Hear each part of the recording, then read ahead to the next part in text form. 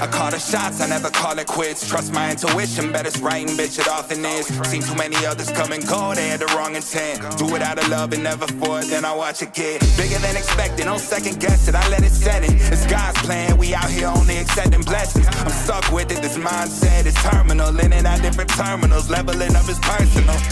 And I already made it, y'all can miss me. I smack my girl's ass, tell her pinch me. It's hard to believe I made something from nothing. No hindsight discussions, I've been writing, I love it. Ooh, welcome to the 3 Gig Sports Podcast, where we are never wrong, just sometimes misinformed. Danny G and Jim are in the house tonight. And what's up, baby? You just pounding caffeine over there? Yeah, trying to get it live a little bit. Yeah. Jimmer's been under the weather the last few days. At least you're out and about now. A little bit. Kind of maybe overdid it. I'm going to be ready to go back home and go back to bed. Go back to bed for a couple of days. Man. Or for the love of the game. That's right, buddy. That's right. Yep. What else is going on? You want to just roll right into it? Is that where you're getting at? Or just special stuff? Nothing else going on special? Nothing crazy? I don't think so. Am I missing something that you're supposed to remind me? No. Okay. Nothing too exciting over here. My son's going to wrestling right now because he feels like he's got pressured into it and blah, blah, blah. It'd be better for his football. And I'm not saying it isn't, but my son has very bad knees. He was unfortunately busted with his mom's, and they're not good. So we'll see. This dude is me crying when he gets home. I should have done it. I'm like, we've told you not to. Yeah, wrestling conditioning especially is a different beast. There's other stuff you can do to get yourself prepared. You can prepare yourself for football in different ways. Doesn't have to be wrestling. Wrestling is a great thing for it, but there's other things you can do. But we're going to have to listen to the whining. That's for sure. 100%, man. Yeah, that or ibuprofen is about to be his best friend. Might have to live off it. Right. Just an IV of ibuprofen, no big deal. Right. Well, let's kick it off, man. What do we got to talk about today? We got news and notes. We've got scores from this past week, and there were a few games that really surprised us, but we also picked a couple upsets that were money in the bank as well. So what's up, man? Let's do a little recap of the crazy UFC 280 main card. My man Danny G got it over here at his house. We watched it. There were some surprises, not because Vegas said they were surprised. Because how we perceived how they were going to go, we were surprised, right? Yeah. Let's go ahead and touch on the one that you probably didn't want to, and that's O'Malley and Yan. Yep. So, now I'm going to be the first one to concede to this man that this should have been a draw or a slight win for Yan, right? This was a close fight. And Danny has to go ahead and concede what about O'Malley, though? What did you? Yeah, definitely give him credit, man. It was a hell of a fight. He showed me a lot more than I've seen from him. It was a great fight. I think it was really fun to watch. And it was close. It was a close fight. It was. But there isn't anybody with eyes that thought that he actually won the fight, though. Right. There were a lot of UFC tweets and stuff like that where guys were like, what? Or thinking draw at best, right? Yeah. Could you make the argument that maybe they were looking at the ref should have called the fight though too, because the eye was gushing and your man was covering it pretty damn well. No, I mean as long as he could see. Well, I mean he'd even try to every time he tried to go take a look, Yan, a very intelligent fighter, would park his eye right on the shoulder or right on the back of O'Malley and kind of stop it too. Yeah, that's true. Do you think that would have played? I'm not saying it should. Do you think it could have played anything into that decision? Because I'm with you, because I think Yan won the first round. Is that what we were talking about? Yan won the first. Yeah. But we were thinking split in the second. The iffy. Yeah, it was. I think the first round was all right. So first round was close. Second round, Yan won for sure. Okay, that's what it was. And then third round was pretty close. And then third round was O'Malley, and then Yan came storming back. Right. With the takedowns. Yeah, takedowns and he found to re-energize. So actually it was O'Malley clearly in the third, and then Yan something lit a fire under his ass, and he just. Yeah, I mean I got to be honest though. I have been, I've had the utmost respect for Peter Yan for the last few years, and it seems like he's fighting down to everybody. I did not expect it to be that close of a fight. So the fact that he lost, he shouldn't have, but the fact that he even left it in their hands to decide, that's his own fault, man. he should have won this fight. Or maybe not. Maybe that's where we're at now, and Jan isn't that great anymore. I don't know. I still think he's very talented, very strong fighter, but, man, it shouldn't have been that close. Well, I mean, for how many times he took him down, how come he just didn't dominate him the whole time? Right? Yeah. I'm going to go ahead and put this out there. From what I saw from O'Malley is better than Conor McGregor. Today. No, at any point in his career. Oh, my God. No. No, it's not hold true. Hold on. Hear me out. I'm talking about all-around fighting. I'm not talking about anything else, just all-around fighting. What was it? When Conor goes down, Conor loses. O'Malley went down 5 times in this match, and he found a way out of it. It's not always the case. That was the case, especially towards the end. He was able to get out. He's not, like, successful on the ground, but he could get out before. He's not a great wrestler, no great jiu-jitsu, nothing like that. Who's that, McGregor? Yeah. I know. I've watched, like, almost all of his fights up Right. until his early on. Those people were early on in their career, too. I'm talking about when he started facing legit competition. You already said Peter Yan is legit competition, right? So this dude got taken down by a dude that knows how to grapple on the ground. O'Malley did not look like he wants to take anyone to the ground. He's not a ground guy. But he was able to get out of there. And there's a few that you even dropped your jaw. You're like, how in the hell? He spun out of one, like what? And then he folded himself in half in one to get himself out. I'm telling you, all around, he's better. Like a showman though, that's still Conor. Mm-hmm. Conor probably still has more of a knockout punch. I'm just saying, all around, when Conor goes to the ground, Conor's done. That's where I fear for him losing the match every time.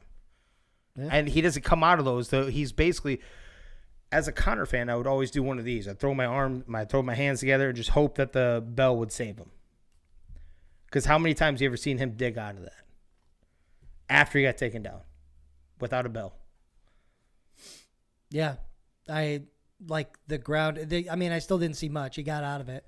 Conor has gotten out of stuff in the past. And Conor's not a great fighter now, so Sugar Okay. is better than him now. But I think we'll disagree on this one. Conor's power, if we were doing like Madden ratings for this, his power would elevate his overall way more than the little bit of maybe ground game that Sean O'Malley has. Then I should say that I feel more confident hit O'Malley going against any type of fighter than I do Conor McGregor going against any type of fighter.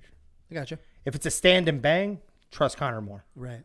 Yep. I agree on that 1,000%. Yeah. I get you. I get what but all around, I'd feel more comfortable if I had to place money on the two, and it was like, you're going against a wrestler.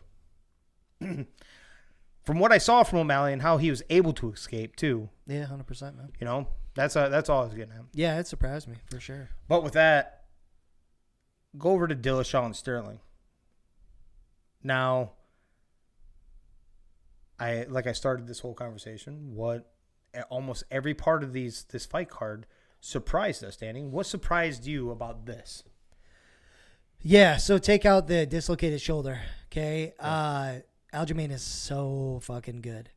He is so good. There was nothing Dillashaw could do to keep him off him. Every time he thought he was going to stand up, he took him down. It was fucking phenomenal. It's scary, so if Sugar's your guy, and Sugar potentially Dana throws his ass into the fire against that, whew, I'm scared for him, man. No, that's a different ball game. He's elevated his game so much over the last couple of years. I cannot believe it.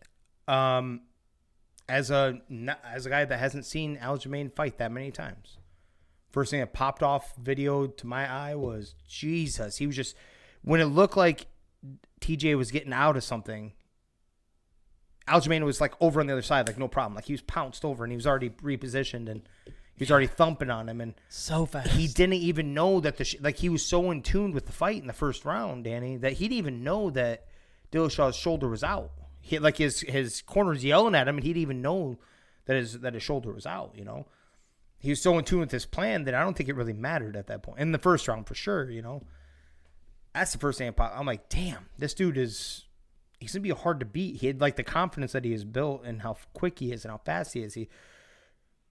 He seemed like a pretty decent striker too, but when you're on the ground, he was just all over him. A mauling is what I've come to hear quite a few times.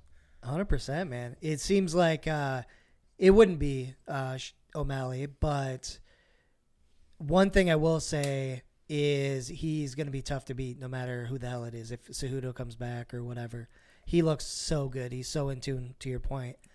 But when it comes to Dillashaw, I've been kind of debating this in my head the last couple of days. Like, you've got a dislocated shoulder. He said he was fighting it through camp and everything like that. That's going to be a huge disadvantage no matter who you're fighting against. Yeah. And it really kind of screwed over anybody else that maybe deserved that shot. So after the fight, Dana was kind of pissed. He's like, he didn't tell me anything about that. So he hid it from him just to make sure he could get the fight. And as a fighter, like, I can't blame him. You know, because he thinks he has a fighter's chance regardless. Yeah. When are you going to get another chance to reach the pinnacle, right?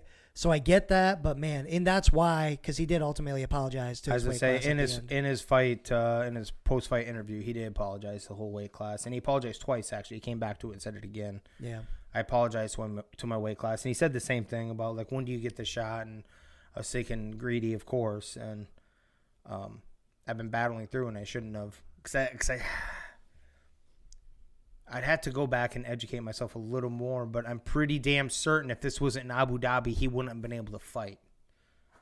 Because it's about the commission also. Yeah, it just depends on what they're willing to disclose. Right, too, you know? So, right. Yeah. I mean, but that being said, respectful that he did, but Aljamain, not the greatest shit talker. I mean, he had some moments, right? He had a couple moments. He showed some respect in there too. Yeah, he did. And then he did call out Henry Cejudo.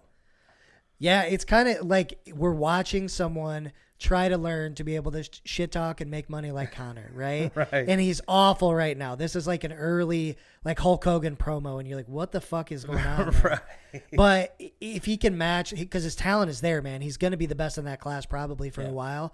If he can start getting better at talking shit and people want to hear him, want to see him, oh man, this guy could be the face. Not Sugar. It could end up being Aljamain, right? It could be. Yeah. Because he's young enough, he's talented enough. From what I saw, that's all I needed to see. And even with the banged up Dillashaw, I don't know if Dillashaw 1,000% healthy would have been any difference. That's how fast this guy was. He was pouncing everywhere.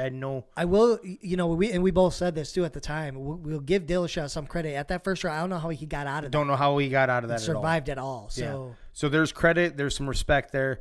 In fact, he even shot that respect himself to him. I think he wants Cejudo for one reason. That is to make it a clear cut, right? Well, the money too. Yeah, money.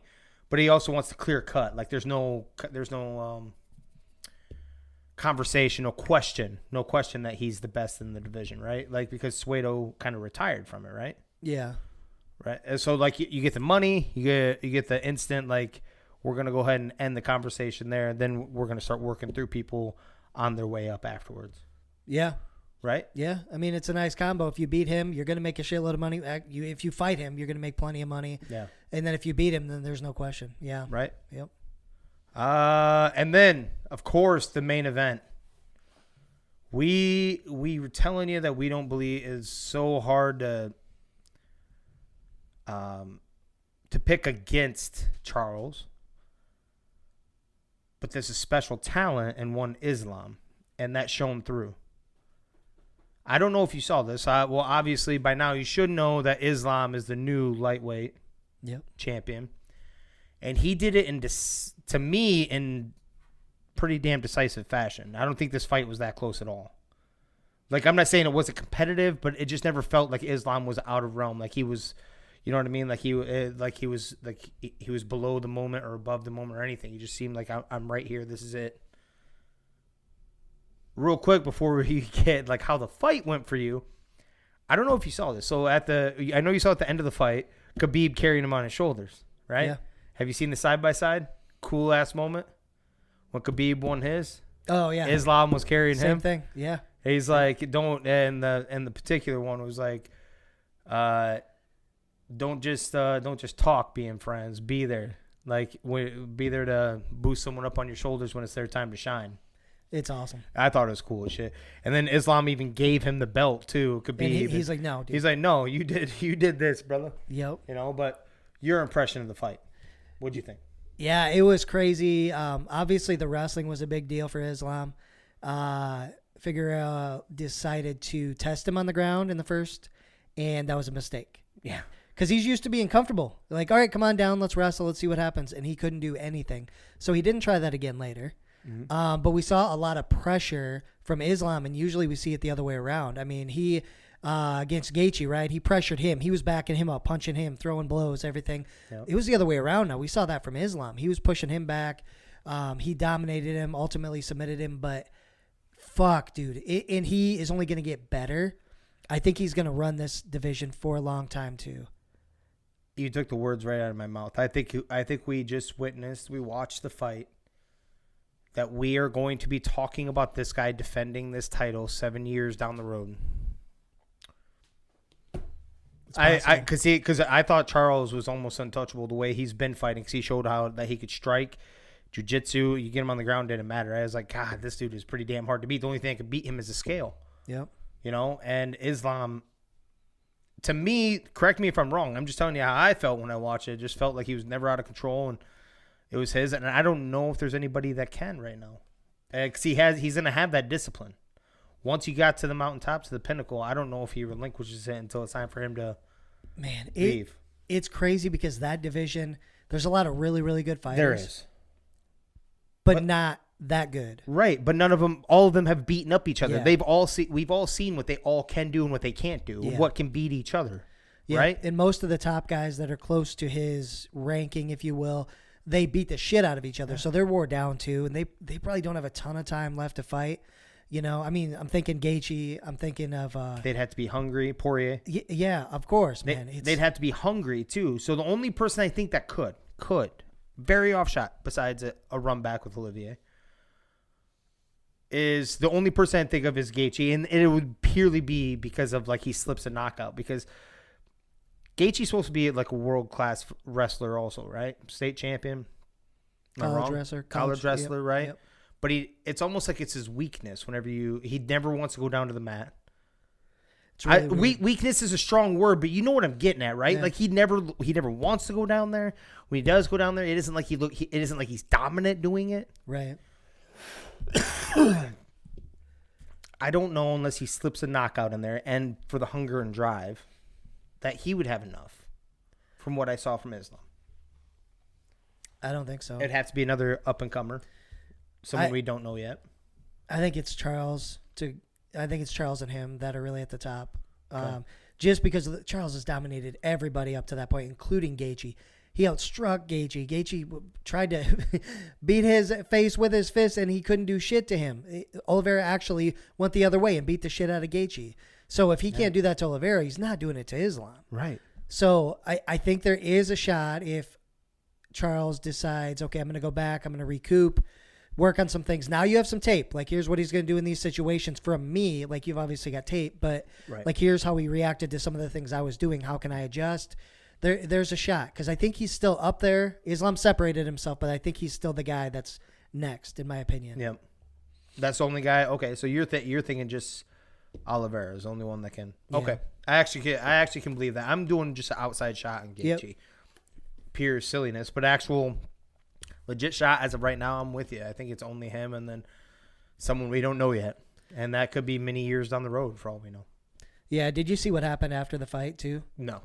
So Khamzat got into a fight with Khabib's guys, cage side, and it doesn't end as interesting as you would think. So there's literally the one of Khabib's guys and Khamzat, and Khabib is the video has it. He's watching the whole thing. He's got his arm up and he's looking over, watching what's going on. And all of a sudden, Khamzat pushes the guy, and then the guy comes at him and he fucking swings, decks him, and it's a mess. But then, so I'm like, oh shit, okay, this is a little drama, a little bit. Let's see what happens. But then after, Khabib gathered everybody. This is like fucking old wise man shit, you know. He gathered everybody in a room, and he's like, no, because they all have the same faith, right? Yeah. So he's like, listen, we're all brothers. We need to squash this right now. And so basically, they got everybody together in a room, and they recorded this thing. And he's like, this beef's over. There's nothing else that's going to happen. Because it's been kind of lingering with Khamzat and those guys for a while. Okay. And Khabib said, no, I'm not going to allow this. The fucking Godfather said, we're going to squash this. And they're done. But for a moment. So he brought in Khamzat, too. Khamzat was in the same one. Okay. Too, yeah. Okay. Yep. And he just, it's kind of funny. He just kind of stood there. He's like, yes, sir. You know, he didn't say anything. It was all Khabib talking. Yeah, you didn't punch Khabib. right. Let's make that clear, right. son. You know, yeah, but that is, I need to check that out. That's pretty cool. Yeah. There is no beef. Maybe you didn't get that. Right. There is none anymore. Yes. Don't want to hear it. We'll move on. Chiefs defensive end Frank Clark suspended 2 games by the NFL for 2 counts of misdemeanor possession of an assault weapon. This stems from earlier in the summer. So he pleaded no contest to this, by the way. 4 or 5 months ago, yeah. Yeah. So his NFL punishment is finally here. Yep. That long. I know. I don't care about this is going to sound really shitty. I don't really care about what the punishment is, the games. Don't care. If you feel like you need to carry something, there must be a reason. I'm not saying you shouldn't break the law. But why did it take so long for the NFL to make a... By pleading no contest, you're also not saying that you're not innocent either. Right? I'm not saying you're guilty, but okay, you've already conceded that you can't defend yourself in this, so... Done. And he pled no contest how long ago? Would you like to go back to NFL conspiracy? Ooh. Let's do a little NFL conspiracy with this real quick, okay? I'm going to bring this up. Give me 2 seconds. I know my man likes... And we are going to talk about another conspiracy that you looped me into the other night and I read up on. We are going to talk about that for a minute. Mm-hmm. So, NFL conspiracy, okay? His suspension doesn't come till this week right now, which is they are in a bye week, I think, after this. So we're going to touch on the game later, but their first 7 games, let me go ahead and read their opponents. Okay. Cardinals, Chargers, Colts, who you thought were going to be good at the start of the season, Buccaneers, Raiders, Bills, Niners. Okay. Seems to me like you don't want to take one of the already weaker defenses of your poster boy team out of the hunt when you wait this long to hand a punishment down when your next opponents. Let me give you the next 2, Danny, not including bye. Oh man, I'm interested. Titans, Jaguars. Holy shit, man. Weird, because right after that is the Chargers, Rams, Bengals. It's almost like it's perfect time to put a 2-game suspension in there for a team that isn't very deep on defense. That's pretty sketchy. Yeah. Am I wrong? Just say it feels weird. That seems coincidental. What the fuck? In fact, they wouldn't have had another 2-game stretch to squeeze that into if they probably were thinking 3 or 4 games. They're like, hey, you don't try to do this. I guarantee this is where it comes in. There's some sort of conversation. You don't appeal this, we'll make it only 2 games, and it'll be against the Jaguars and the fucking Titans. Shouldn't cost you guys anything if your team can just play up a little bit. Right. Next 2 would have been Titans Seahawks in the middle of December. That you could have afforded. Did they say why it took so long to issue it? No. No explanation. No. Huh? See, I'll bring it up just to make sure. No contest. So in September, he pleaded no contest. So what is that? The season, like, man. Yeah. So that was 2 months ago now that he made that. And he was already sentenced to 1 year probation and 40 hours of community service. So he was already sentenced on top of that. I'm in. You in? I'm in. Okay. Yep. I sold him. Yep. You just thought it was kind of funny, right? Yeah. Sketchy as Let me look up one more thing, see how pivotal this kind of was too. So it isn't like he has a boatload of sacks, but he does have 3. Let's see. In this game, he had 1.5 in this and this game that we're about to talk about. So kind of just saying. Sketch at best, right? Yeah, at best. All right. We'll move on for that one. Yeah, dude, I like it.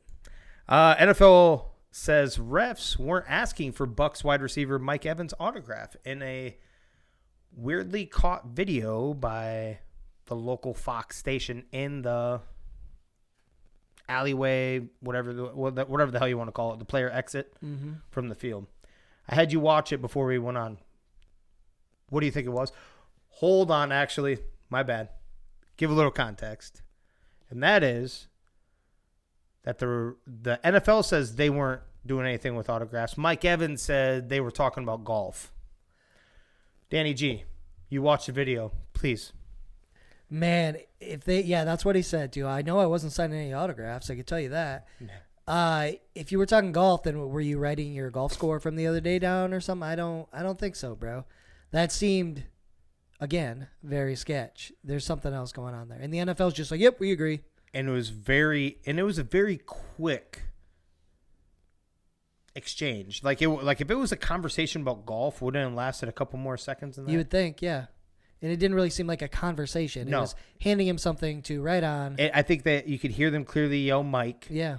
Or Evans, or they say his name a couple times, and then he turns, and then it's a pretty short video, ladies and gentlemen. There's not much conversation. Yeah. Yeah, and so that goes into you're not supposed to do that. Refs can't get autographs, do things like that, right? Because naturally it's going to show bias. Right. Plus, they can't sell autographs unless it's like to a charity, and the NFL has to approve it, and it go through some red tape and things. Nope. But man, yeah, it seems sketchy, man. It seems like an autograph.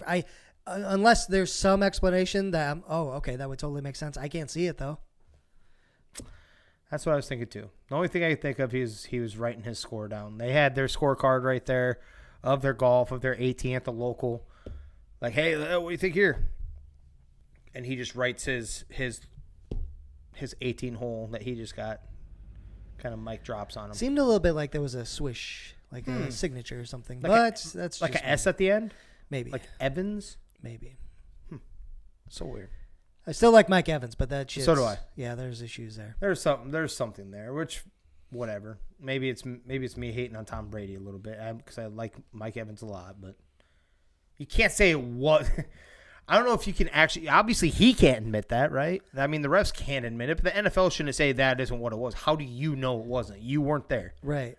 Because that's what the refs. You could say the NFL could say the refs assured us that it was not about an autograph, and that because they didn't give a reason. Go back and read the article. Right. They did not give a reason or what they were talking to him about. Then, yeah, they just said it wasn't that. Right? Give something. Yeah. Okay, then what was the? Yep. What was the 4 or 5 seconds of whatever, and they were shouting for him to catch up. Just think about all the implications, man. If certain players are buddy with refs, like how many times are they going to get a call versus somebody else or something? You know, that impacts everything. Wins, losses, gambling. That impacts so much. Oh yeah. The NFL's got to give it a better explanation. That's for sure. No, that's absolutely. As far as I'll go. Let's get to one of the bigger ones, and that's the Colts bench quarterback Matt Ryan, who sustained a grade 2 shoulder separation. And they will start Sam Ehlinger the rest of the way. So I told you before we went on air that Coach Frank Wright is like, he gave a very respectful conversation about it, talking about Matt Ryan and his veteran leadership and this, that, and the other, blah, blah, blah, blah, blah. Words. But at the end of the day, we're going with what's best for the team, and that's going to be Sam Ehlinger the rest of the way. They couldn't even give Matt Ryan the respect of saying that he's going to be out 4 to 6 weeks because of a shoulder separation, and then and Ehlinger's going to start in that time, and hopefully Ehlinger just takes the thing. They just flat out say Ehlinger is it for the rest of the way. Right. What has Sam Ehlinger done in this league that believes that you are going to go anywhere? If you were a Colts fan, Danny, what would this make you feel like for your legit shot at a Super Bowl? You know what? It's actually crazy.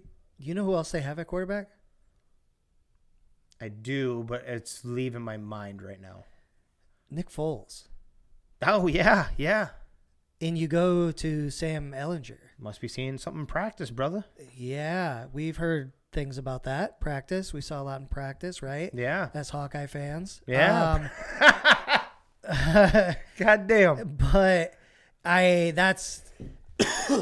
Are they throwing in the towel? Is that what's going on? Like, I don't know what anybody's going to be able to do different than Matt. I think he's played fine. I think he has too. If you actually go and look at it, he has not had that horrible. I'm not saying he can't get better, but it's a new offense, new weapons around him. He started to develop another relationship, passing wise, with Paris Campbell. So he's starting to get a second one, and he already you needed this to develop. This ownership just wants this right now. Right. Like, give him a minute. This division is not strong. Give him a minute. This is the perfect time for him to get this figured out, and the lumps and the bruises, and get the O-line. The O-line was bad. The defense was bad, too, there for a while, too. The defense was giving up. You know what I'm saying? It's like... Well, listen, I wonder if they're just beating him up. I wonder if that's why he's got the shoulder issue. So I see that he had 33 of 44 completions this past week. Yeah. He had almost 30 attempts in the first half, though. Oh, jeez. And he had, what do we say, just about 60 the week before. Maybe they realize they're just fucking beating him up. And they're like, listen, he's not going to be able to play with this kind of offense because we need to pass the ball. And we go with the young guy. They just choose not to, though. Like, this is... So, one thing I'm getting tired of seeing, Danny, is all these coaches panicking. Panicking when the halftime score, in this particular instance, is a perfect explanation of what I'm trying to get at, is 13-0, Danny. Yep. They are panicking with a whole nother half of football. With your team, the way it is constructed, if everyone's doing their job the way they're supposed to, your defense should be able to hold up. Your Jonathan Taylor and your running back should be able to chew, and get yourself back in this game with some play action over the top. Matt Ryan still got sacked 3 times in this game, not to mention the quarterback pressures in this game. You go instant where you're just, we have to throw. On the flip side of that, Ryan Tannehill threw 20 times in a 19-10 game. Derrick Henry had 30 carries. Jonathan Taylor had 10. The second best running back in the league, only to Derrick Henry, had 1/3 of the amount of carries, Danny, but had more of an average. Yeah, and I mean, when you look, like, nothing was a blowout. You didn't have to sit there and pass the ball. These teams basically had identical stats. Man, we're going deep into that game, I guess, but I don't know what the hell they're doing. I think this has got to be partly, sure, you don't have very much talent at the wide receiver position, but you have some big-ass tight ends. You have one of the best running backs in the league, one of the best, I don't know, top 10 receivers in the league. You should be able to figure out a way to use some of that. Yeah. Right? So I don't know. I feel bad for Matty Ice. He thought this would be a shot this year to get back and redeem his Super Bowl loss, but fuck. I would have taken Matty Ice. We said that at the beginning of the year. I would have taken that for 1 year. One shot. It's not like he's played poorly. Like, no, we're acting like fucking Russ. Like this is all him. Yeah. They're acting like it's all him. Just like what they did to Wentz. They acted like it was all Wentz. Yeah. It wasn't all Wentz. Stuff is falling apart around here and there when it's inconvenient. Wentz was more of a fragile mind. Now you just did it to a veteran quarterback who's been to the Super Bowl, who has led the league in passing attempts and yards and shit throughout his career, basically. I mean, if you go back and look at it. Yeah. And you're just... I really hate Jim Irsay. I really think he's one of the biggest he's one of the douchiest owners that there are. That's the reason why I also found a problem with him saying something about one Commander's ownership. Yeah. I'm like, hold on there, playa. I would love to see what he has on you, because the stuff that they've already caught you with, like OWIs and shit like that with your arrogant ass, I would love to see what they got on you there, big guy. But he put so much unnecessary pressure. They had, I think they're kind of self-imploding themselves because their ownership is putting unnecessary pressure right now.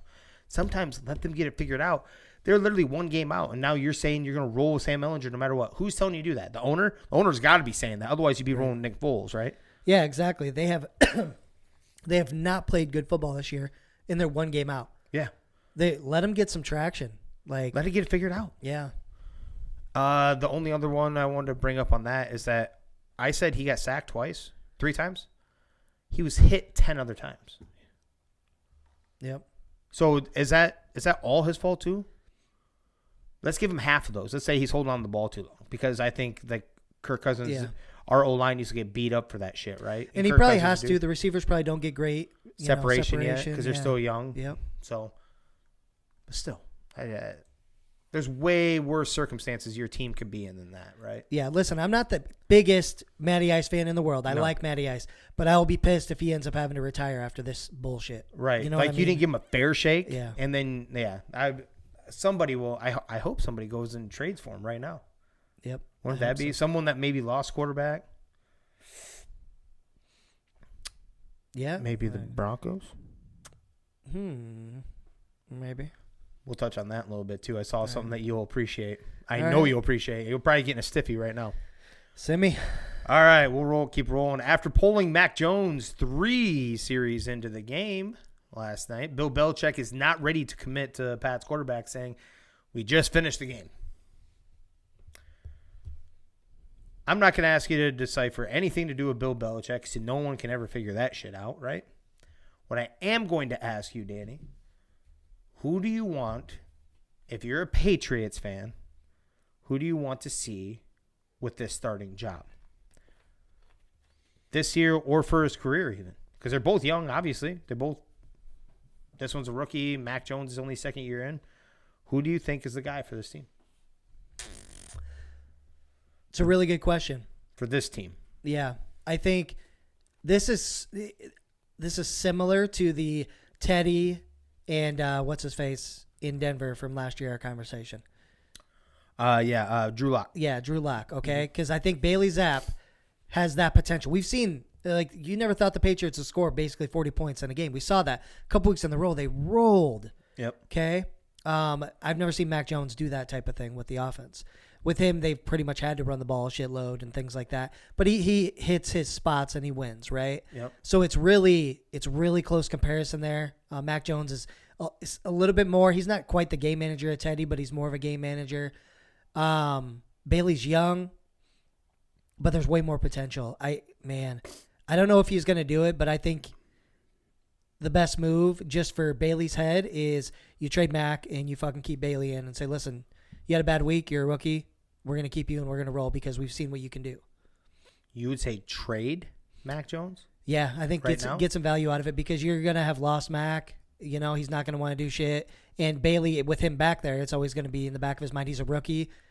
I'm 1,000% with you, actually, but it won't happen. I'm 1,000% with you. It should happen. Yeah. Because when you have two young guys, you're going to demolish one of their egos or one of their mental statuses. That's exactly it, yeah. That is what's going to happen. They're too young. Not one of them is a veteran where they're going to be like, fuck this guy. I'm going to go tear it up somewhere. Maybe that Mac Jones will have that drive. I think that'd be the best bet. You could roll with Jones, and Zappy already knows he's the backup. He came in with nothing to lose. That's the reason why he feels like he can wing it wherever he wants. Like, I have nothing to lose. I'm a 5th, 6th round pick. But I'm with you. Like, honestly, maybe you would. Maybe you would go trade him, get the highest value you can get right now because you're probably not going to get another piece of talent. Get him another piece of talent. Get yourself to build up, and Bailey Zappi has shown you enough. You don't need to have the strongest arm in the NBA do this, that, and the other. He was obviously a tremendous passer at Western Kentucky anyways. Yep.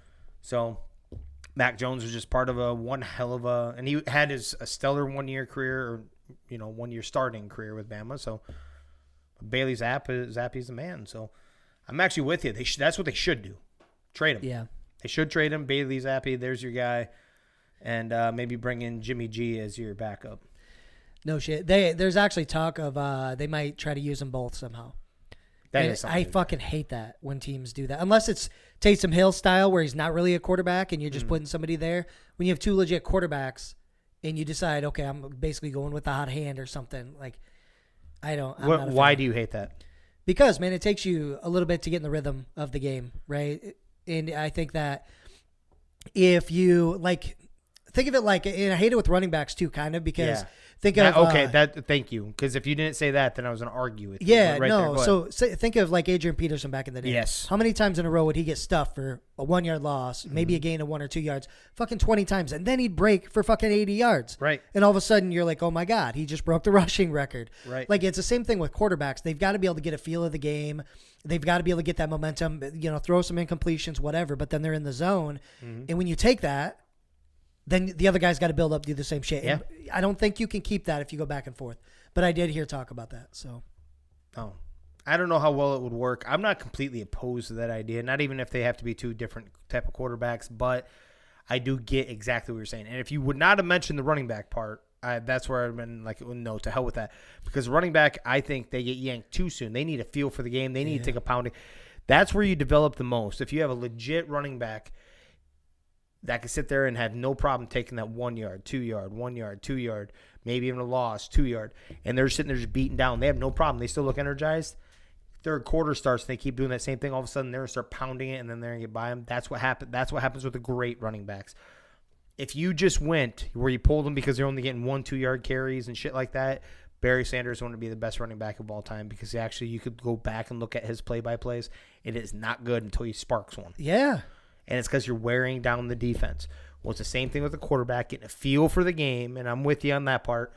But I think sometimes we go with too stupidly. Sometimes we just go like, you're the starter no matter what. We're riding with you to the death.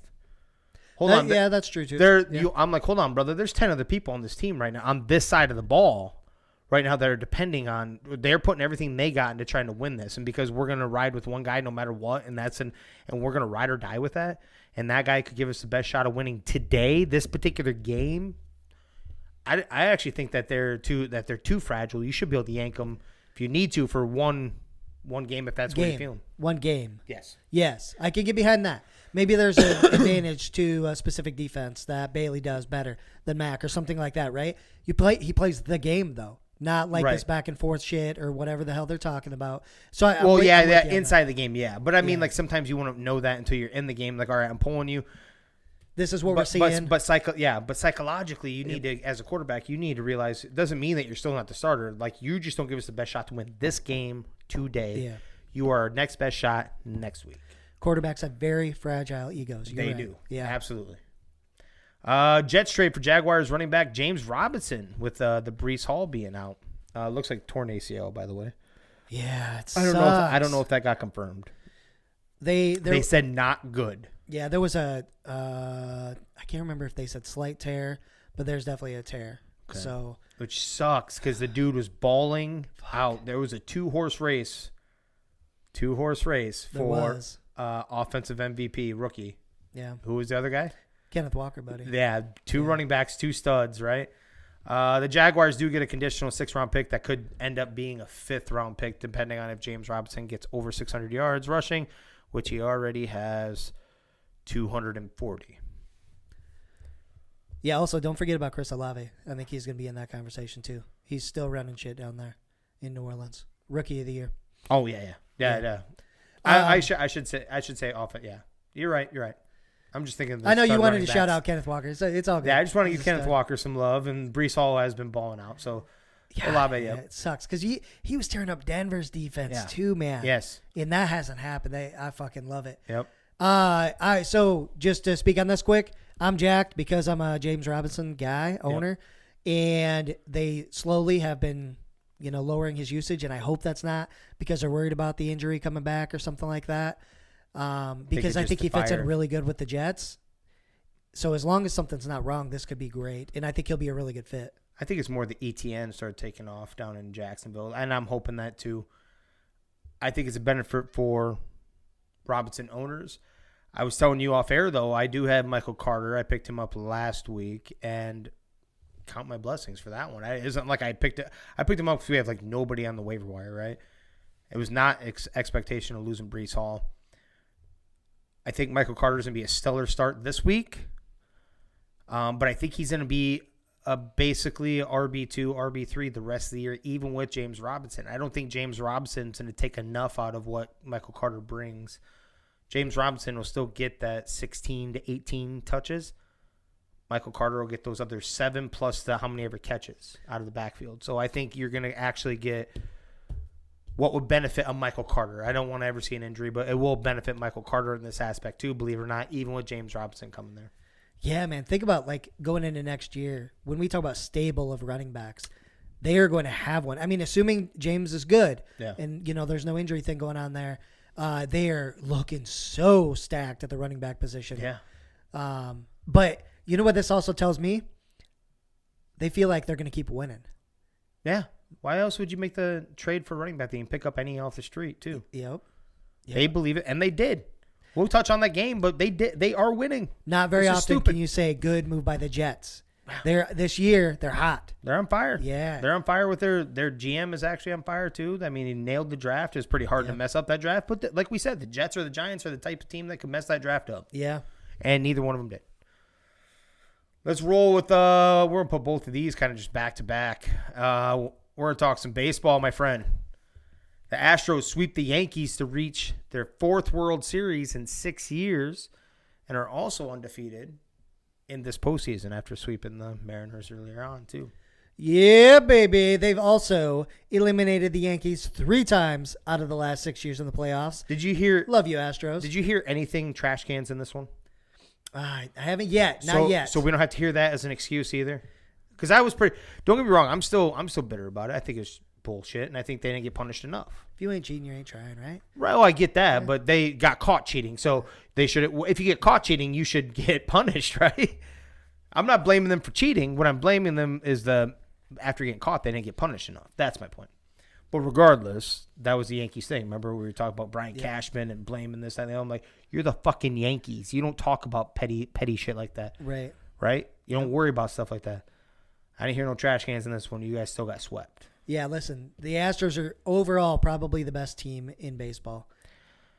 I tried to. They don't have a weak link. I don't like the Astros, but I am trying to tell myself I should. And the reason why I say that is not even because of the whomping of the Yankees, which I can appreciate and love. It's actually they're exactly what we would like. You know, they were dog shit for so long. They were like a 100-loss team. Yeah. They weren't competing. They weren't competitive. And then they went on a Cinderella run here and there. And then they built it, quote unquote, the right way, you know? And it's the team that we should be. You know, if I wish the trash can thing wasn't there, but I already wasn't liking them anyway for whatever reason either. But starting to come around a little bit, especially without the trash cans in there too. Yeah. But then we're going to roll right into who they're going to face, my friend. And that is Bryce Harper's homer powers the Phillies past the Padres in the NLCS. Hit a 2-run shot in the 8th.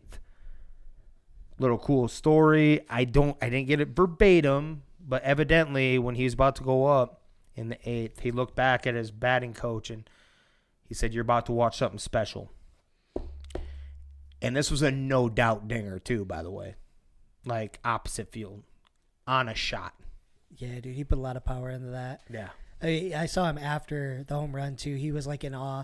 He's like, "That just fucking happened. I just fucking did that," is what he said to himself over there in the dugout. It was pretty cool. This is a matchup now of the hottest team in baseball, which is the Phillies, versus, in theory, the best team in baseball, the Astros, right? So we've talked about that. That's what's awesome about baseball. It can end up that way. Yep.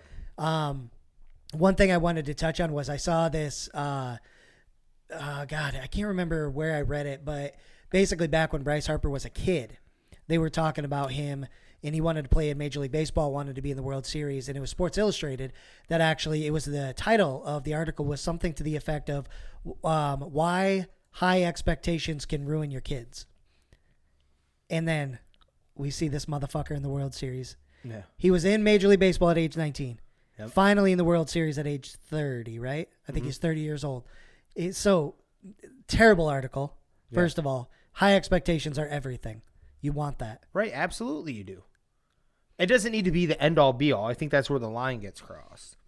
Like, you are a drop-dead piece of shit if you don't do this when you're telling your kid. You know what I'm saying? When you're bringing them up. But having high expectations is not a bad thing. No. Driving them to hit their goals is not a bad thing. In fact, settling for mediocre or whatever, or everybody gets the same thing is where the fucking problem is. Work your ass off, get what you're earning, whatever you're putting in for it, and that's what you get, right? Even if you don't get there, just the fact that you're shooting for that and you're working for it, you end up so much further along than most people. As a person. Yeah. So at the end of the day, you're not losing even if you did come up short. Yep. Because you push so much harder to get to that maybe unachievable goal. Yep. Maybe unachievable. Real quick, who you got?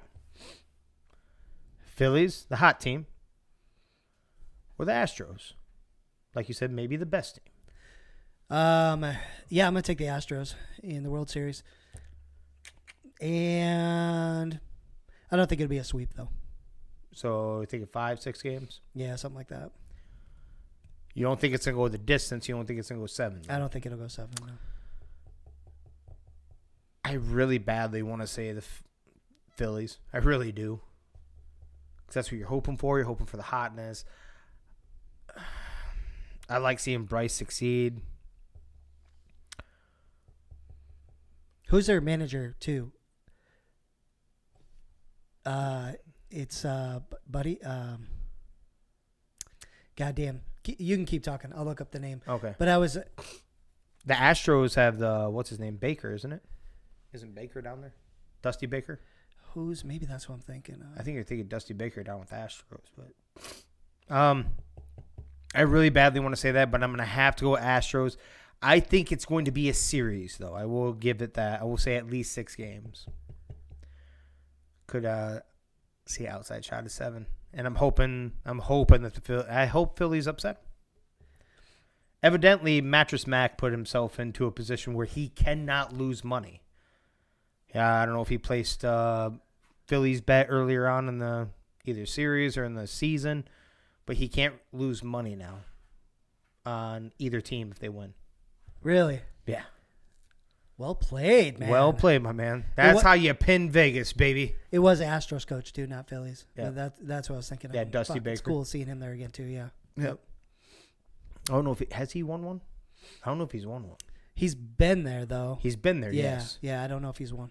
I don't think he has. I think it'll be kind of a root for them.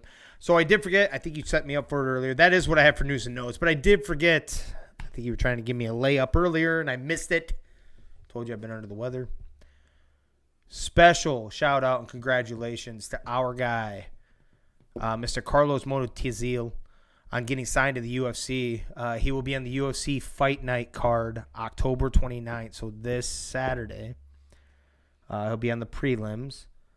8-1 as professional, and I'm telling you, this dude is damn good, damn special, and everything that he has worked for. We knew when we were watching these fights, he was out at the North Iowa Fights in the arena. When you see fighters go in there, you could tell that they're set for the next level, right? And this dude was clearly that. We had a couple other guys that we've talked to like that too, but this is huge shout out to this guy. Finally getting his. He's the LFA champion. He won the belt about a month ago now, a few weeks ago, getting his shot in the UFC. Big time. Big congratulations. I think everybody's going to see why he deserves to be there and deserves to climb the ranks, too.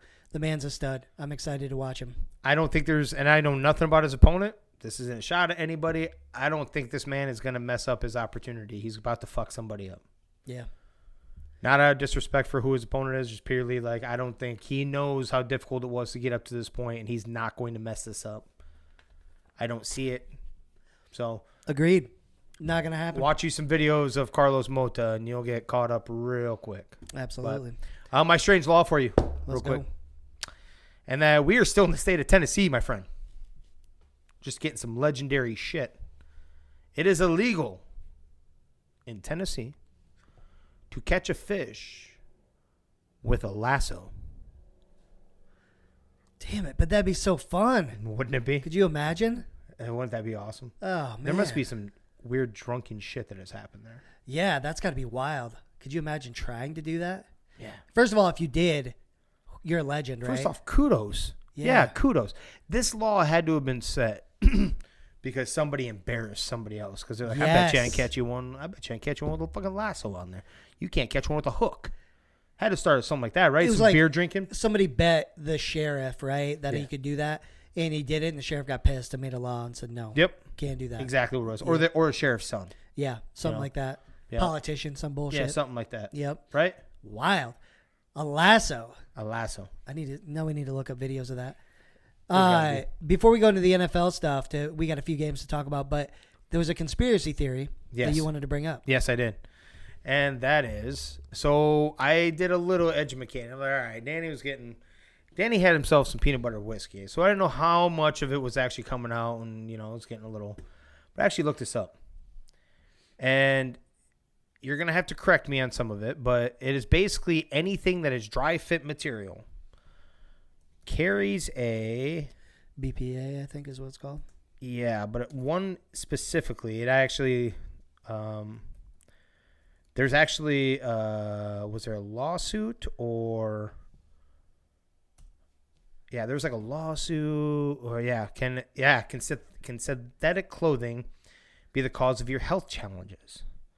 So firstly, in 2015, the firms of Jones and Swanson represented and reported a case of a young boy who was wearing shorts made of this fabric, who was established to be standing quite far away from a campfire when in fact his shorts sparked, ignited, And when he tried to roll on the ground, as we are all taught to do, his hands caught fire as well. His cotton socks were untouched by the flames. His parents were sure it was related to the clothes and claimed the company producing the fabric did not even warn consumers that it was flammable. His friends were horrified of his shorts melted and dripped molting dry fit on his shins. So what they're getting into is it is the lattes. The lattes. Actually, we're gonna get it. We're gonna say Google. We're gonna have Google say this out loud for you guys. Right. Let's do it up here. Paste. There we go. I want to hear this. It is an actual thing that you technically should be concerned with.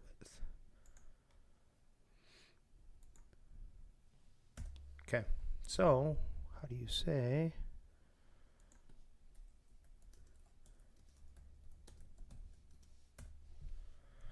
All right, here we go. Let's turn this up all the way. Phthalate. We'll do it one more time. Phthalate. Phthalate. Phthalates. They're called phthalates. Now,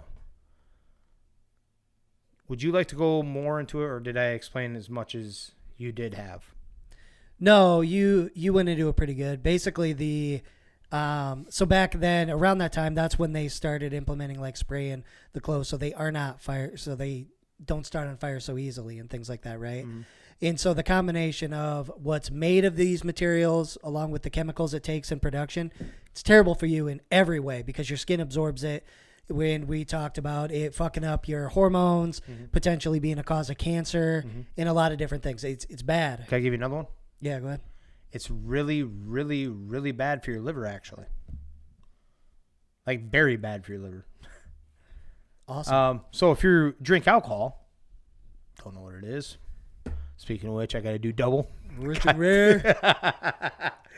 Not good. My man here warned me. He's like, you need to sell all that shit. You need to get rid of it.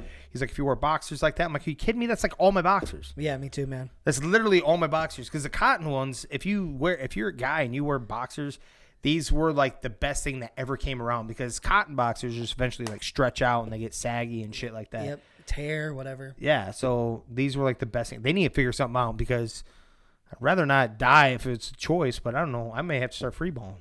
Yeah. I mean, me too. It is what it is. Yeah, whatever. But, hey, just a little bit of conspiracy corner right there. Just another thing that you can kind of look at. You should pay attention because it is one of those things that clearly is. Like, if you look up, how did you say that word? Phthalates. Yep. Look that up. It can attack your liver. It's not good for you. Plain and simple. No extra shit. Look it up yourself. So it's a P. So kind of like one of those like pterodactyl situations. Yeah, no shit. Where's the P? But, yeah, let's go ahead and roll into the football world of scores here. Let's do it, brother. You kick it off. Where are we going? We're going to go with the Ravens and the Browns in this. This is exactly how we thought it would go. Didn't we nail this one down to a T? 100%. 3-point victory by the Ravens. Yep. I definitely called. I couldn't remember what yours was on this, but I knew it was going to be close. I said it was going to be, this is division. That point spread is not indicative of this. Doesn't matter. There was a moment, I do believe... There was a shitty call on this too. I didn't get to watch the live motion of this game. It flashed to it at the end. But I think the Browns got hosed on their 60-yard attempt. Yeah, they did. Let me look that up. It kicked them out of field goal range or something like that. So they had an Yep. opportunity. They got there, and there was some bullshit call. I think it was Calais Campbell came into the neutral zone. Now I remember, and then they called it on the guard of the Browns Yep. on the opposite side. Now he did jump, but it was clearly after Calais Campbell came in there. Yep, that's exactly what happened, and so it pushed him back. Yep. Out of field goal, like a 60-yarder is already steep. Yep. So, yep, they did get a little bit screwed. There should be, sometimes you can over replay, but shit like that when you're talking about games on the line, you should be able to look at. Yeah. You know what I mean? That's pretty clear cut. And you could have watched that in game speed, too. You didn't have to slow that one down to see that he was clearly, exactly. It wasn't like, which one kind of flinched first. No, it was clearly they tried to get a jump quicker, and they got in, and my God. But regardless, Ravens come away with the victory here. Brown's kind of, swirling out of control here. Yeah, Deshaun's not going to be able to do much with that team, man. Gus Edwards looks like the pickup. He does. I think I didn't want to say this because you can never bank on it, but it seems like it's always Gus Edwards that whenever they're lead back, whoever it is, Mark Ingram when he was there, it seems like Gus Edwards is always the guy they go to, even though they never fully commit to him. But he did end up he got 2 touchdowns in this one, I think like 60-plus yards, and he also is coming off a torn ACL from last year or something. I think most of the team got one, though, right? Yep. I picked up Kenyon Drake a week early, and it was not going to be Kenyon Drake. I should have known that. Right. We'll just keep rolling down the hill here. The Bengals did take care of business against the Falcons, just like we expected. Joe Burrow smashed some records. He had over 300 in the first half. Yeah, he did. He had 2 receivers over 100 yards and a few touchdowns. He also almost put a third wide receiver in the 100-yard mark. I think he ended up with like 95 or something. What did Higgins end up with? Yeah, ridiculous. So Higgins, let's see. Oh, so Higgins ended up with 93. Tyler Boyd had a game, 155. And yep. Jamar with his 2 touchdowns, he's back. I'm telling you, this team has done nothing but gain more and more momentum the further and further on this goes. Now, they did give up 3 sacks. That's been the one little thing, Yep. But that's on 6 quarterback hits. So that is it. Yes. So he gave up. So some of that is on him. Even his coaches have said that too. Not all of that went to the O-line because Burrow tries to make something happen sometimes, right? But there was only 6 QB hits on him anyways. Total, 3 of those were sacks. Better. So it's getting better, more consistent. I see them. Yes, the Ravens won their game, but if you had to bank your paycheck on it, Danny, are you rolling with the Bengals then? No. No? In the division. In the division. Yeah. I'm talking about in that division. Yeah. Because the Browns are spiraling out of control. The Steelers aren't there, so it's obviously going to be Ravens and Bengals.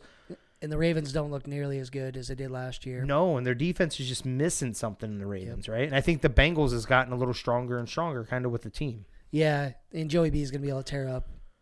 Yeah, he's going to be able to tear up the Ravens. I think my favorite stat about this game is Marcus Mariota, 8 for 13, 124, and a touchdown. Like, you lost the game. You got doubled up in this game, and he throws 13 passes. Yeah. Like, I do like the fact that they want to run the ball as much as they can, but you can't. You got to be able to try to keep up, man. You got to use some kind of talent. Well, they don't want to have to pay that man if he were to ball out. You can't, if he doesn't have the attempts, Danny, to do something special, then. Drake London with 1 catch. Kyle Pitts with 3. Like, it's a mess. He's not doing it justice for them either, right? No. I mean, I guess to be fair, we did expect him to be terrible. Maybe it's just coming to light now, slowly but surely. But, yeah, that's tough, man. Yeah. Lions, Cowboys. Hold on. No, we're not doing that. What's that? Is Tom Brady done or what? We're jumping down to that? Oh, you must be in a different order. I thought you skipped it on purpose. No. Mine's in different order. Mine's down further. Okay. Go ahead. Do you have Tampa Bay as like one of your favorite teams? That's why it's at the top? No. ESPN goes by your favorites. No, definitely Okay. not. Fuck, no. Which one do you want to Browns go? are up there. I'm fine. All right, Tom Brady, is he done Let's do or it. what? What's up? 21-3 to the Panthers. I think this team is done. This team, Mike Evans missed, besides the only thing that he didn't just miss on the autograph, he missed on a wide open, like 60-something odd yard touchdown reception. Yeah. There's one that hit him in the hands. He bobbled. There's nobody around him. He was clear cut. It was nothing there. Tutty, yeah. Tom Brady's not the same. The drive is not there. The whole team, you lost to a non-Christian McCaffrey owning team with P.J. Walker at the helm, with 2 running backs that diced you up that were non-starters last week. Yeah. Dude, yes, it was on the road, but it doesn't matter. That was a 1-win team, and you're supposed to be a Super Bowl contender. Yes, he is done. Definitely done. Him and Aaron Rodgers are doing the same thing this year. Yep. I don't know if you see this or not, but Mike Evans, 15 targets. Chris Godwin, 13. Next best 5. Okay? All the targets are going to those 2 guys. Those are the only 2 guys you trust, and you can't play like that. Hey, you can't, but I gotta contradict you a little bit on that one. He wasn't even giving Mike Evans that many targets before, so no, that's it's totally awesome. true. It's awesome to see that, but it's almost like he doesn't know how to ball without a dominant tight end. Yes. That's what it looks like. It looks like or that true, I don't know. Something just isn't right. Something isn't right here. He doesn't throw to his tight ends anyways. I mean, he doesn't have bad tight ends. Kyle Rudolph is not a bad tight end. You're going to sit there and tell, even at this age, that he can't do that from, like, produce something for you. Something isn't right there.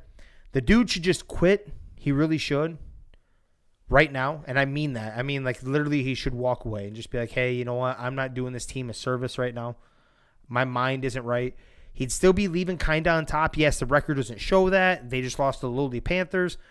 But right now, his season stats are 1,900 yards, 8 touchdowns, and 1 interception. It isn't like he's showing that he can't play the game anymore.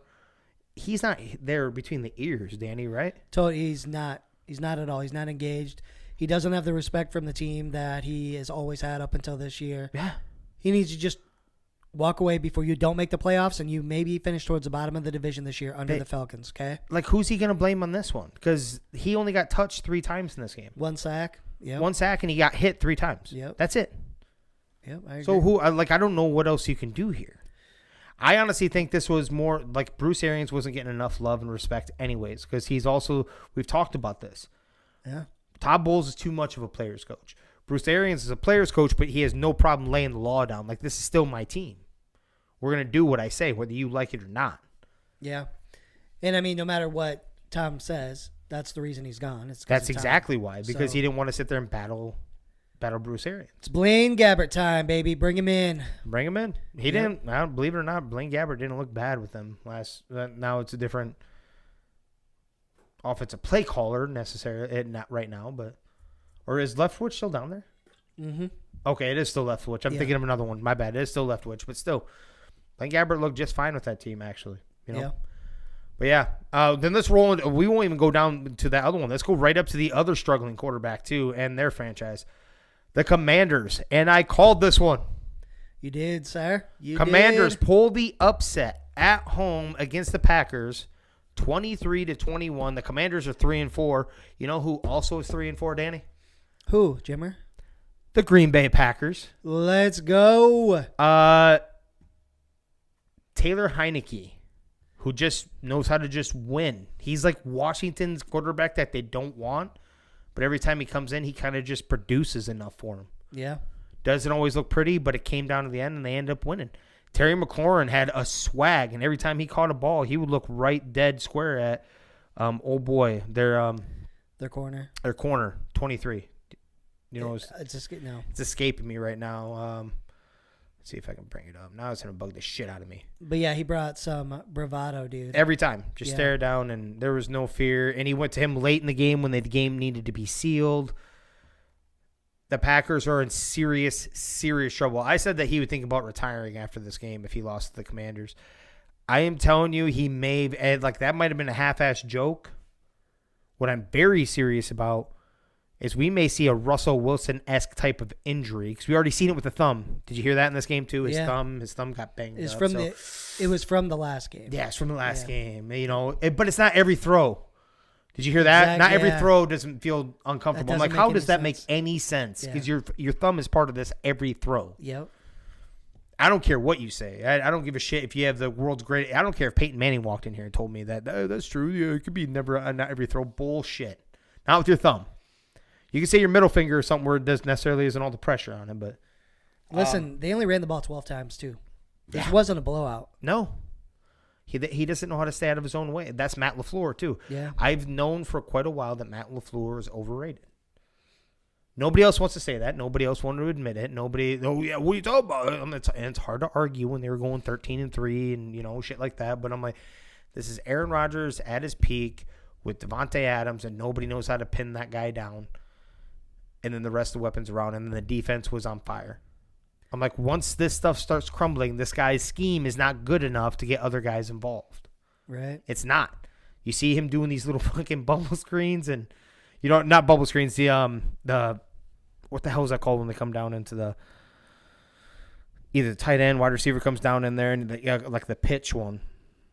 Like you know what I'm talking about? Like yeah. Fling the ball. I can't remember what the hell it's called off the top of my head. We're supposed to be experts in this, Danny. Jesus. But the shovel pass. Sorry. Yeah. Shovel pass.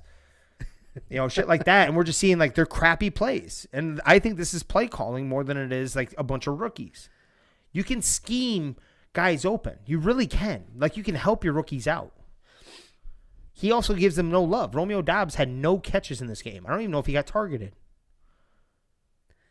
Romeo Doubs. Yeah, 4 targets. 4 Wampin targets. Yep, no catches. He did have 1 off of his hands. He did drop 1 early on. I do remember seeing that one. That was clearly him. But there's no trust. The old Aaron Rodgers, there's plenty of times that they pointed out in this game that he would have a wide receiver, including a veteran, Watkins, break loose at the end. And Aaron Rodgers didn't have trust in his line enough to hold on for the ball for 1 extra second. And he zinged the ball for a slant. And Watkins is wide open for like down the field touchdown. That pass ended up getting bobbled and dropped. The other one. There's no trust. He has no trust in the offensive line, even when they have plenty. There's plenty of pocket there, and a lot of there's no trust in his weapons that he does have. The play calling isn't helping anybody in any way, shape, or form, like you alluded to in the run game. Yeah, in Washington, they ran the ball down the throat. The Packers defense does not look to be what it's all cracked up to be at the beginning of the year. No. Right? Jair Alexander. Jesus. So I don't think... Yeah, man. They don't look good. They've got a tough schedule coming up. If they lose another game, are they out of this division? And Minnesota wins. We'll say, and Minnesota wins. That would be 6-1 to 3-5. I'll say yes, and it's not necessarily because I'm a Vikings fan and I think, we should be fine the rest of the year. I haven't seen anything great from the Packers this year. There you go. To where they're going to be able to come back and make up for what they've done or do anything different. It's only getting worse. So, unless they bring in, I don't even know if one player can do it now. The more I keep seeing this. If they brought in somebody like DJ Moore, it could be a huge upgrade and they could DJ still or make OB. a run. Yeah. They could. I don't even know if it's that anymore, though, because he's not. Like I said, Sammy Watkins was open. There was a few times where some of these wide receivers were wide open for deep shots, and he just doesn't have the trust in anybody right now. Offensive line especially, too. Yeah, we gotta be careful with Rodgers because he's still an all-time great.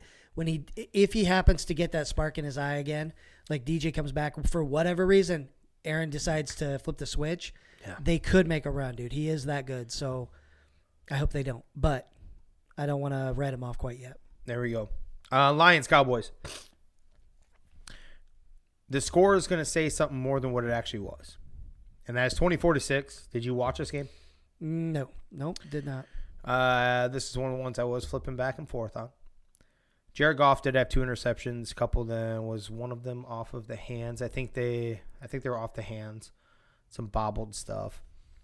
The Lions shot themselves in the foot more often than the Cowboys actually ran away with this. There were a lot of turnovers.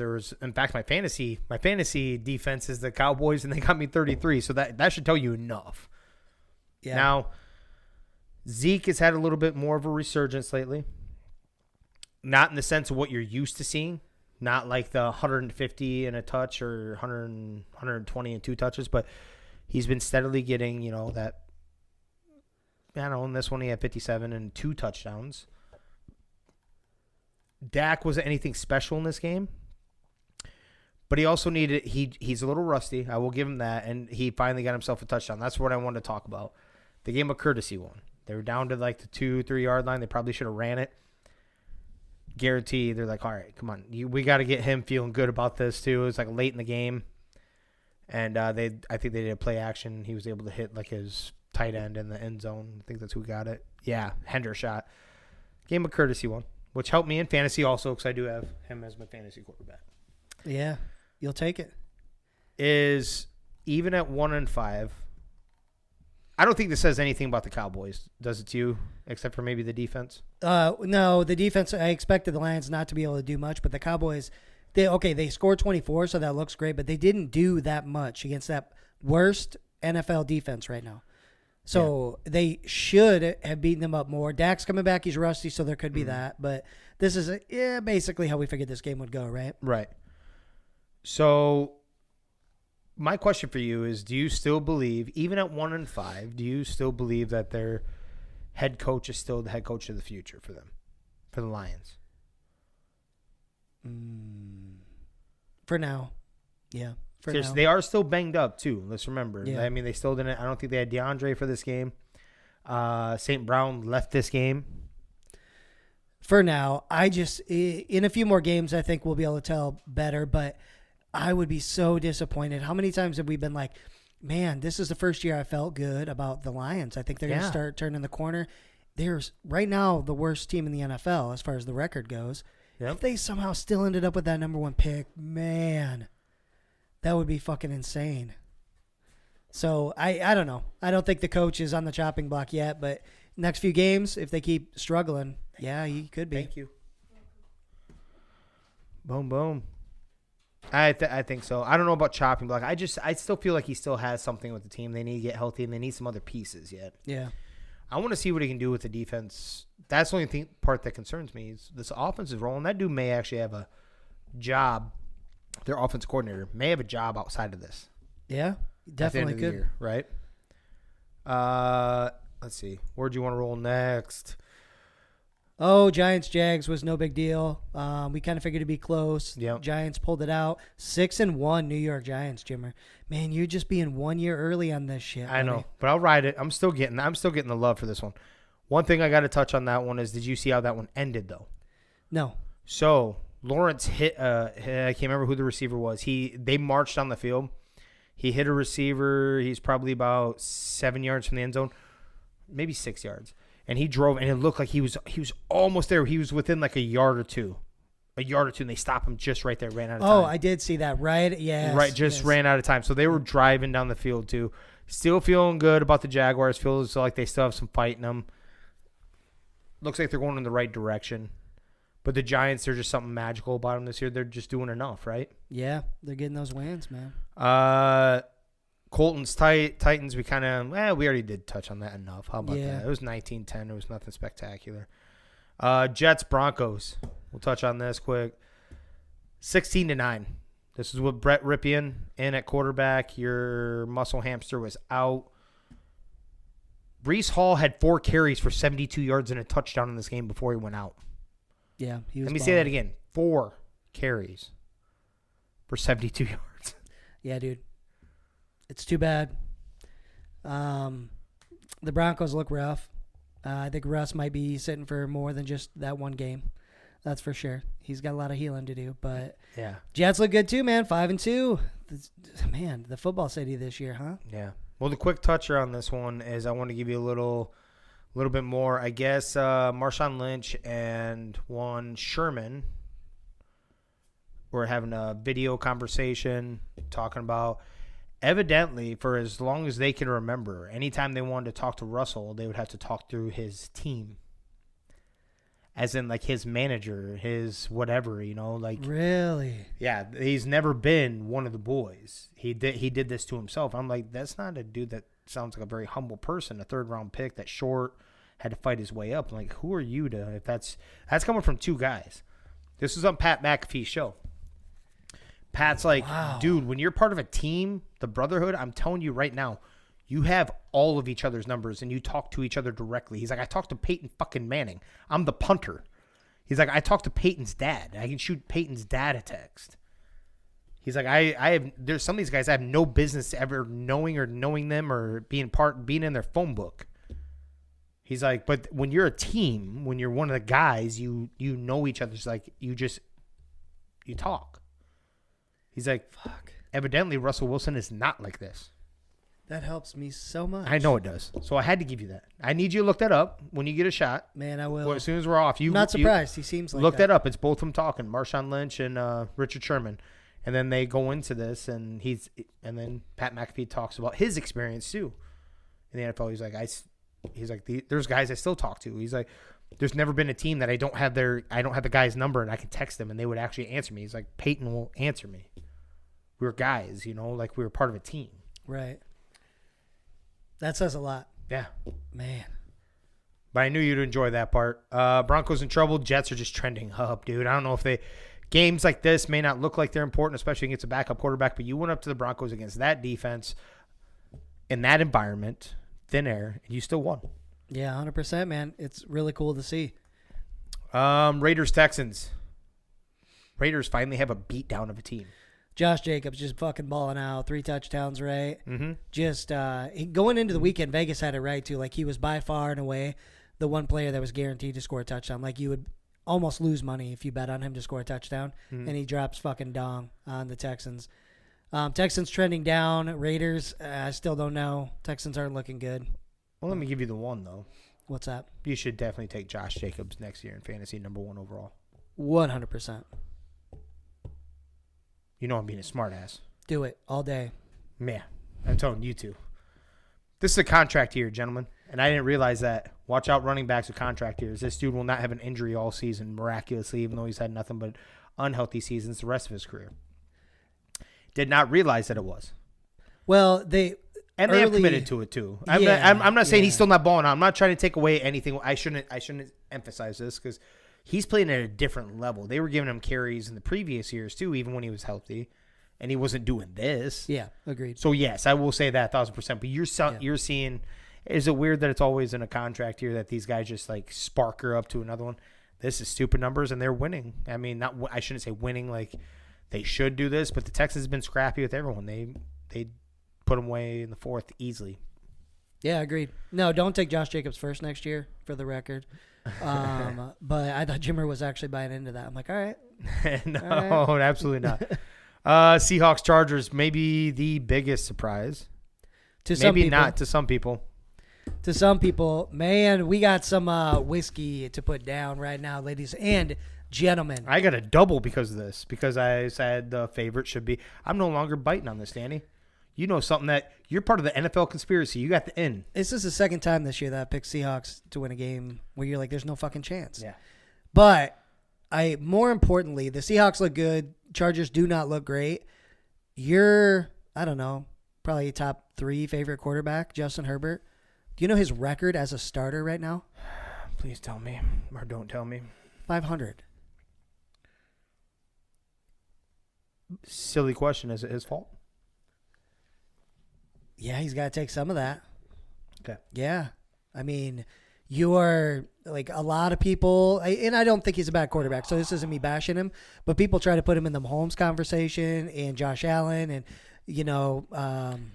all these guys, and he has not, I mean, he's putting up stats, don't get me wrong, but he hasn't. What I'm getting at is he's not winning. Oh, man, it's so horrible. We'll touch on that. 37-23 was the score, so it wasn't even close, by the way. Yeah, Seahawks beat him up. Kenneth Walker had a big game, 23 for 168, and 2 tutties. 2 touchdowns. They may have the running back of the future, my friend. Like, legitimately, not like this little, we're putting a posh bunch of players together just to make it through the season. They're competing. They're working themselves out of – that management is not happy right now. I promise you that. They're working themselves out of the number 1 pick. 100%, man. They lead that division. Yeah. They are number 1 in their division right now. How fucking nuts is that? It's so silly. 37-23. The Herbert one is where I have to disagree with you at. This is 70% on. I'll just say everybody else. I'm not trying to like pull away from him, but they don't know how to run the ball. And what I mean by that is a commitment to run the ball. They never. They won't stick with it. It's a play calling. They won't. They have this guy. There's literally an over under on this guy that is a slam dunk almost every week. If you look at it, it's like 37 pass attempts. Dude has 40 plus every week, no problem. He has 51 this week. You know, they weren't down. It was 27-23 to start, like through the third. They didn't get the right. No, sorry, 14-24. It was 24 to 14. And then through the third, the Seahawks got an extra field goal out of there. But you're still throwing the ball 51 times. This is the reason why I'm not sold on Austin Eckler. This is also part of the problem. Because I don't think he's a pure running back in the sense of I need you to run the ball 25 times. I don't care about the receptions because we want you to literally ground control this shit. We're not going to have our quarterback back there throwing it too. That's the reason why, like, I think a lot of it is that the defense hasn't been healthy, and when they were healthy, they weren't playing good anyways. There's different instances of this. They haven't had their full receiving squad. I think he's getting some of that Phillip Rivers unfortunate events is what I'm getting at. He's definitely getting a lot of bad luck. And this year, that defense is not what we thought they were going to be. Yeah. We fully expected them to be world beaters this year. And they're not in the same universe as Denver, right? Right. So the defense is terrible. Going against that Seattle offense, that's why I really thought Seattle could win this. I don't think there's enough on offense that's healthy for the Chargers. Yeah. So that's why I went with it. Herbert's a good quarterback. I don't have a problem with him. I did think it was interesting, though. He's 500 in his career. That's a big surprise to me. Yeah. That is a surprise to me, too. But yeah. But that's it, man. I'll take that win over the week. Yeah. I don't know. All right, here's a legit question. Yep. Does Seattle have a chance to win that division this year? Legitimately.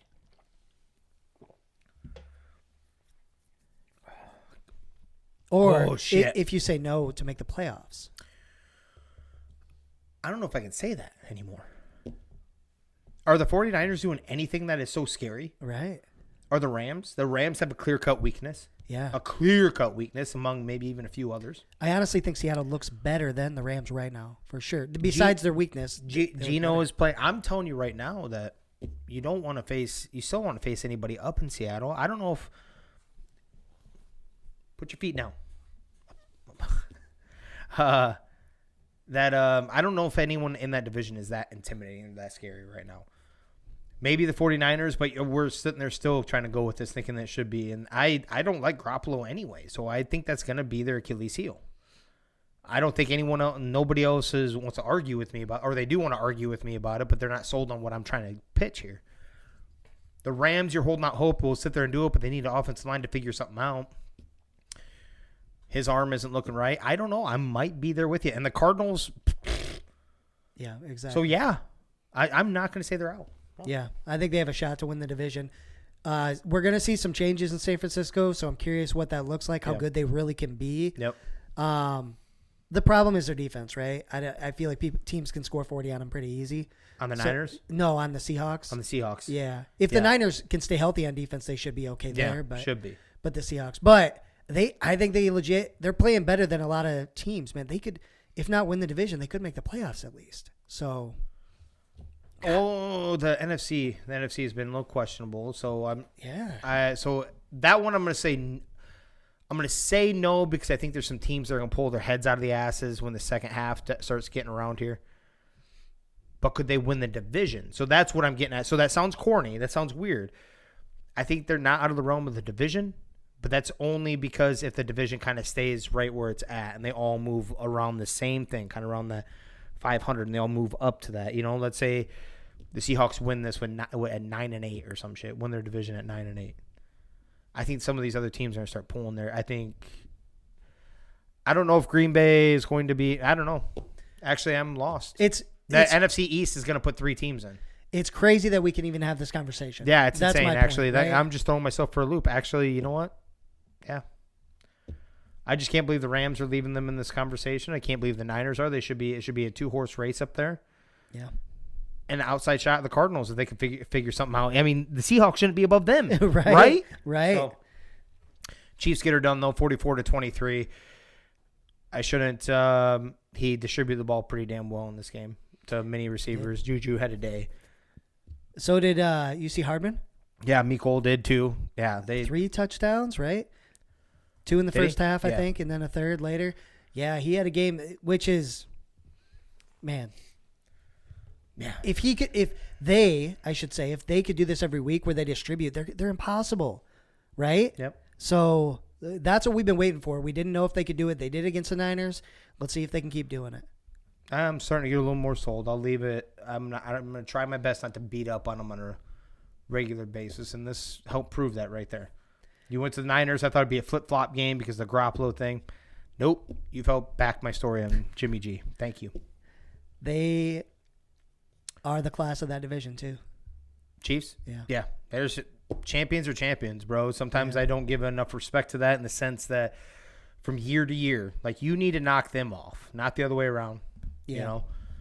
You guys are still chasing them at the end of the day. Until you do that, it doesn't matter how many moves that happen, because all of you guys made moves that haven't done shit. Yep. They're still the cream of that crop, right? Agreed. With a Hall of Fame coach too. Steelers Dolphins. This game was a lot closer than the Dolphins would like, even though it didn't look like it was, like on paper or stats, or it's kind of weird. 16-10. Good to see Tagovailoa back out there. He looked pretty decent on his way back to me. The Steelers just kind of, I don't know how to explain it. So nobody scored in the second half. That 26 points total all came in the first half. Yep. I don't know how to explain it because I watched most of it. It just inopportune. I think there must have been a million flags up in this. There wasn't. There weren't a bunch of sacks. The Pittsburgh line actually didn't do a horrible job. No. They're still not creating running lanes, though. Let's make that clear. They're not making huge running lanes for your guy, Najee. Not at all. They own time of possession, 33-26. Pittsburgh did. But when you look at the stats, the reason they lost is because Kenny Pickett threw 3 picks. Yeah. If he didn't do that, Pittsburgh might have won this game. But these are games that need to get out of the way for Kenny. Steelers, for Kenny and the Steelers. Yep. This isn't a loss for you guys, believe it or not. The fact that you stayed in this game, he still swung. You need to just keep his confidence up. Now, this is his job. This is Mike Tomlin's job to keep his confidence up. But this might be I think. Huh? I think he'll do that too. Yeah, He's a good coach. Keep it up there. Be like, no, bro, this may be a loss in the book, but this is a win for us mentally, for your growth. Believe me, we will be just fine. Because some of these were his own doing. Some of them were, I think there was at least one tipped. And George Pickens looked like he's gonna be their next like stud wide receiver that comes out of there, right? Like Jesus, another beautiful touchdown catch. He had the touchdown for the Steelers. It was a beautiful catch, also toe tap, corner of the end zone. Yep. And I was gonna look at. I didn't see it else there. And then of course the Monday night game, which I thought was gonna be a joke. I did not watch this game. I did not turn it on, and I didn't even look it on my phone to see what the score was. Had no interest. Woke up this morning in shock, 33-14. And Justin Fields switched to running back at some point. 14 carries, 82 yards, and a touchdown. Yeah, man. Wow. They must have had some special teams or defensive touchdowns because they only had 3 on offense, it looks like. 1, 2, 3. Yeah. So I don't know if it was special teams or not. Maybe they had a pick 6 or a couple. But man, yeah, it could have been a coin flip to win, who wins this game. I would have picked the Patriots. Yeah. But I did not expect a 33-14 ball game at all. I think these were just getting kind of where they were placed, like who recovered them. They didn't actually turn them into touchdowns, I don't see. So one on the ground, one in the air, another by Montgomery on the ground. So there's 3, 21. So the rest must have been field goals. Jesus Christ. Yeah, Cairo Santos had 4 field goals. That's where the rest came from. And there's an ad for you, baby. Shitload of field goals. All right. I don't know if you gather much from this. I'm still not sold nowhere near on the Bears. That's for damn sure. The only conversation piece is who runs away with this, and did Mac Jones really get a fair shake anyway? It's only 3 series after coming back from so many weeks off. Yeah, it's tough because that pick he threw, too, when they pulled him, he was off his back foot. He was trying to put something up there. Mm-hmm. Bad pass, but come on, man. And Bailey Zappi also threw 2 picks, too. Right. He might have led some drives for touchdowns, but he had 1 touchdown himself. He had 2. I'm sold on Bailey Zappi, I think, because I like the underdog story even more. I like Mac Jones, too. I don't dislike Mac Jones, okay? But it's almost like once you get in – they do need to make a move, and then they need to make another move when they make that call. It's got to be quick. Right? It's got to be quick. Unless you're sticking with Mac Jones, then you can keep them both. Because Zappi wasn't going into this thinking he was a starter. But if Mac Jones loses his seat, you need to trade him. There was a video of him sitting before he got pulled in to play the game, and they're playing Stacy's Mom, and he's over there singing it. Oh my God! Pick a different song. You got to show the guy with a little bravado there. Yeah. Yeah, and that's what we got. I do have a little. I don't know if you saw this. Jim Nantz he'll be calling his last NCAA tournament this year. It's a big deal. That is kind of sucks, you know. Yeah. Whenever you see something like that, his voice is very recognizable during that time of season. Yep. During golf, during football, and during basketball. So, yeah. Gonna miss it. That's for sure. Absolutely. Do you got to make sense for us? Not off the top of my head. Do you have any written down? Let's see. I can go with. What did I tell you about my guy? So I told you about the one where I'm talking about that new guy. So I told you about the one with his the water one. Yeah. Versus his COVID, right? Yep. I told you about not masturbating as much. Yep. Did I tell you anything about the corn? No. The feeder corn. You've told 2 so far, so. Okay. Round 3. New guy. So, walking the road outside of work. Makes sense if you don't think about it. He's been in Iowa most of his life, actually. He just lived in Council Bluffs for most of it. He moved over here about 4 years ago, I want to say. Something like that, he told me. Makes a lot more money over here versus what the cost of rent and all that stuff costs over here. So, huge deal. Well, I don't know if I don't know. This is such a weird one. So, along our road, there's a bunch of corn. It's feeder corn or whatever. He used to sell equipment for people that would harvest, right? And he goes over, he grabs the ear off there, and he starts, like, pulling it back while I'm walking the road. And he's like, is this edible? Like, not really. I mean, anything's edible, but not really. I mean, it's feeder corn or it's ethanol corn, whichever way you want to call it. But it's grain. Yeah, it's not. Well, what do you mean by that? I'm like, are you kidding right now? Like, I know you're young. He's like 24, I want to say. But still, like, you've been around long enough that you kind of know something about that, right? This dude proceeds to, and then he snaps it in half, right? The corn cob with the corn. And he starts plucking them off. And then he's like, are you sure? I'm like, yes. What's this guy decide to do? No. So before we get to that, before we get to the weird part, or the real weird part, I start giving him a little education on corn. Corn in general. I don't know if you know what the size of corn is supposed to be in real life if it wasn't modified, if you want to say. Like when it first became established, it was probably about like that big. With just a few kernels on it, yeah. Yep, right? Through modifications throughout life and decades and decades and decades, you know what corn is now, right? He's like, that's crazy. I show him a picture and the whole thing. He's like, that's crazy. He's like peeling this off, and we're walking the road, so there's like a trail of fucking corn. He's like, are you sure? Like, yes, I know. I live in Iowa. Yeah, I know what the. He pops one in his mouth. He starts chewing. Yeah, no, that don't taste very good. I'm like, dude, are you kidding me right now? Up. He's like, that's just crazy. We have so much of that just growing everywhere, and you can't even eat it. Eventually, you can eat it. I'm like, oh my God. I'm giving a life lesson. And like, he's not taking my word anyway, because he's obviously trying. By the way, we're walking all the way up to the break room, all the way through the road, and we have a trail of corn walking all the way up. So thank God we weren't trying to hide from like an active shooter or anything, because they would have a trail exactly where the fuck we were. What the fuck, dude? Yeah. Yeah, it's going to taste a little different, bro.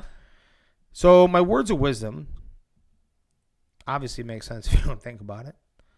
Your words of wisdom for me on this one is, if you ask somebody older than you or someone who you believe has more experience or has the right answer or something for your question, either A, don't ask them unless you truly believe what they're going to put out, or just believe what they say, because why would you ask in the first place? Right. So you felt like you didn't even have to ask them. Just chew the goddamn corn up then. And by the way, that might be borderline theft because you didn't ask for that corn, and that's on someone else's property. Yeah, luckily one isn't going to hurt anybody. But that's so funny, man. I don't know how many people don't understand this, but for educational purposes, in Iowa, we grow a shitload of corn, right? We got millions of acres in the state of Iowa. 90, and this is the case around the world, really, but 90+% of what is grown is not for you to just eat. It's not for human consumption. It's meant to be grain. It's meant to be potentially going to ethanol, maybe feed for livestock, shit like that. Yep. So like your cereals, your potato chips, all that stuff, that comes from like corn, wheat, some kind of grain like that. Yep. It is not meant to be just taken off and eaten.